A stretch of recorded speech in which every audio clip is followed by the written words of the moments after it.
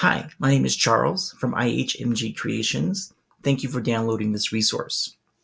You can use this in both your distance learning classroom, as we're experiencing now, or in a traditional classroom sometime, hopefully in the future, when we can return to our regular classrooms. When you download the PDF document, please go to page 3, and that's where you're going to find some distance learning important links. So the first link that you want to click on is this Google Slides presentation link.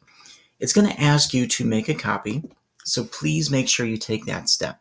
This ensures that you'll have your own version of the presentation, so you can make changes, you can make edits, you can add in your own material, and it will not impact the original presentation.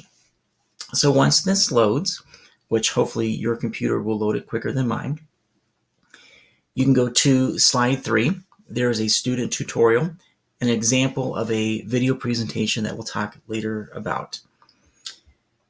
There are 4 phases to this project. In the first phase, students decide what a hero is to them. So this is a great opportunity to discuss and brainstorm with them some qualities, characteristics, and attributes that makes someone a hero. After they brainstorm, either with you in a small online group or on their own, then they write a 1 to 2 well-developed paragraphs defining what a hero is to them. So this really kind of sets the stage for the next 2 phases. In phase 2, they research a famous person who they consider a hero. So these are individuals who are not famous just because of their talent, but are famous because of the great things that they've done for their community and the people around them. So once again, they brainstorm people who they do consider famous, and then they do some research. So just some basic information, what makes them famous, but then also more importantly, what makes them a hero. So I encourage them to use 2 different resources to do their research. And then, once again, they write a 1 to 2 paragraphs describing who that person is and why they are famous. The third phase, and what I think is the most powerful phase of this project, is that they recognize an everyday hero, somebody who is in their lives or that they know or that their family knows who is a hero.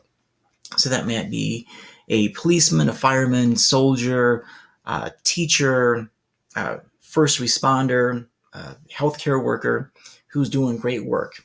And the goal is to be able to either interview them, or if they are deceased, somebody who knows them. So maybe they consider their grandfather a hero, and if he's deceased, then maybe they can interview the grandmother. So here is, once again, they find out some basic information about the hero, and then what makes that person a hero to them. Then they, once again, write 1 to 2 paragraphs about their interview and why that person is a hero. Then they complete a presentation in the final phase. Now, this is the project-based learning part of this. And so if you didn't want to include this, I will explain later how you can take this part out. So they can do a Google Slides presentation, a video recording, a written report, some sort of art display, oral presentation, music composition, whatever they can come up with. I really encourage you to let your students really explore different ways to demonstrate their understanding. This is a self-evaluation where they get to check off all the different things that they've completed, both with the content, the conventions, and the presentation part. And then here are 3 different rubrics for you. So there's a content rubric, there's a conventions rubric, and a project rubric. So any place that there is a green shaded in box, that means that you can click your cursor in there and give them a score and make comments. For the students, the boxes that they need to click in and fill in are blue. So I just want to make that a little bit different. Here is a couple different examples. So there's a link to a video example that I recorded and put up on YouTube. And then there is a kind of the whole process. So here's my definition of a hero. I researched Booker T. Washington, and here's my paragraph about him. Then I interviewed my friend Nathan Stone.